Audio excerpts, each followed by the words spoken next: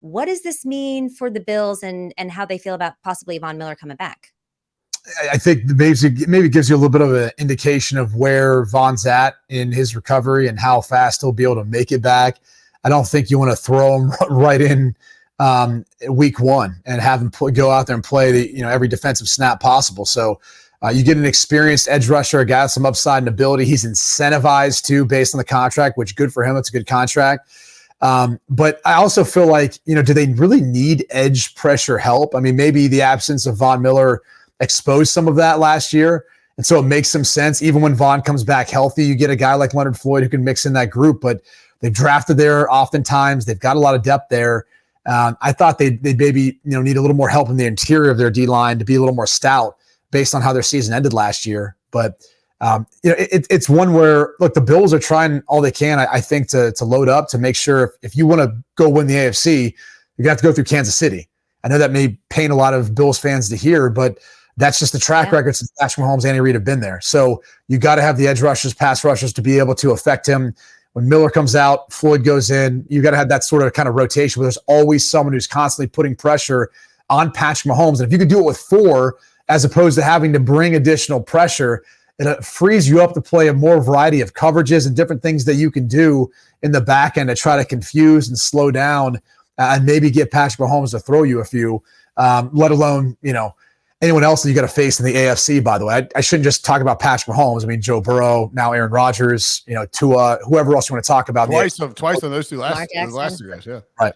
I think it's interesting to note, if you go back and look at Von Miller's snap count from 2022, so they beat the Rams 31-10, and that's his revenge game against his old team that he just won the Super Bowl with. He only played 52% of the snaps. You beat the Titans the next week 41-7. He only played 50% of the snaps. You beat the Steelers 38-3 in week 5, 49% of the snaps.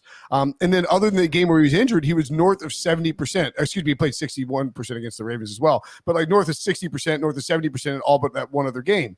And the point being is that it's very clear that the Bills, when they signed him last year, wanted to try to manage his snap count and not waste, not burn through defensive snaps when they're up, big, when the game's a blowout. Like Von Miller is one of the first guys they're going to get out of there when they can.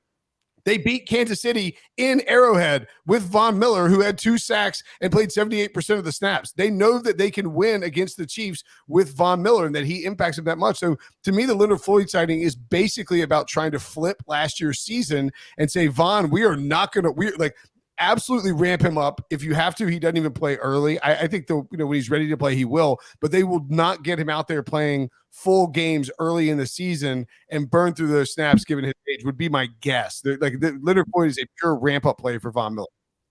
I also think when you look through the years, I mean, think about all the draft capital that they've spent on their defensive line or even signings. I mean, you go back to 2021, they got Greg Rousseau, Ed Oliver in 2019 as a D tackle. Who they just signed to an extension? Yep. Shaq Lawson, 2016, a first-round pick.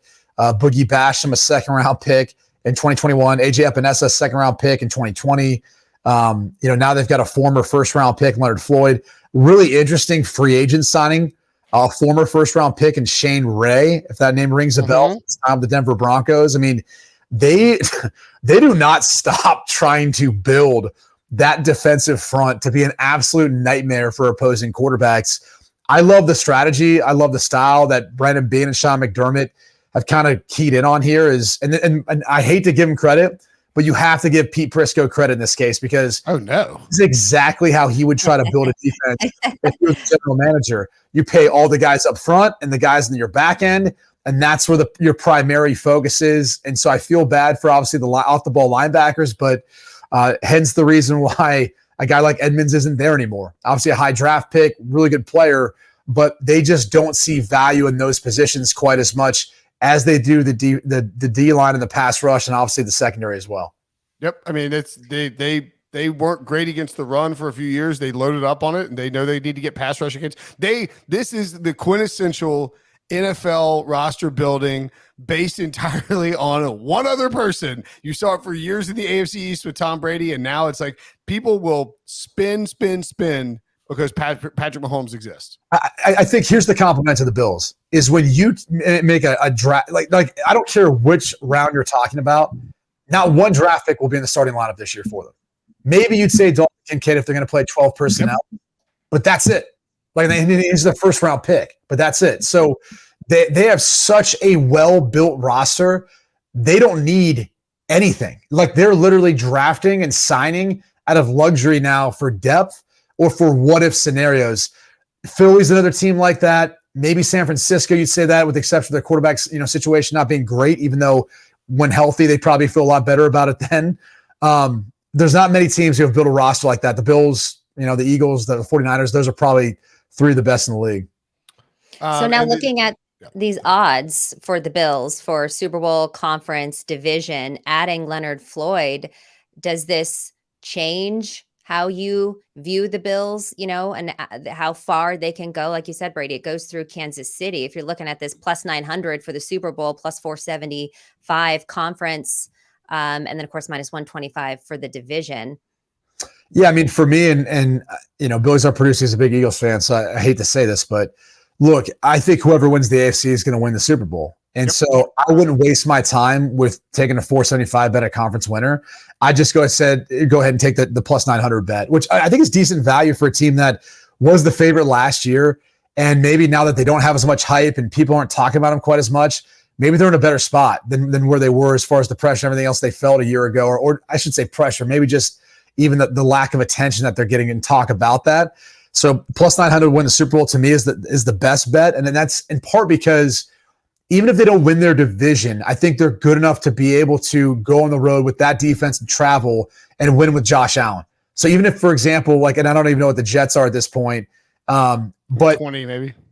So I'm saying to win the division, but I would rather take the Bills to win the Super Bowl and then not lay money anywhere else. There's just not as much value in my mind in seeing how this whole thing could play out. I'm just proud of myself for shaving 10 cents off the Bills price by constantly talking about the Bills at plus 135 to win the division. Now they're down to 125. Old 10 cent Brinson here doing a great job. Really market mover, ladies and gentlemen. Look, everybody knows I'm high on the Bills too. I think the Leonard Floyd thing only helps matters.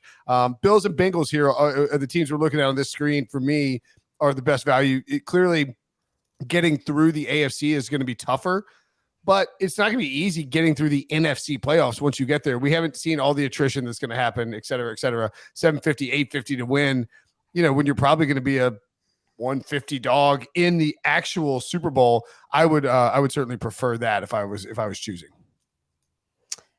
Let's talk about another, since we're talking about futures right now. The Green Bay Packers, former Kings of the North, are now at the very bottom of their division in terms of the odds.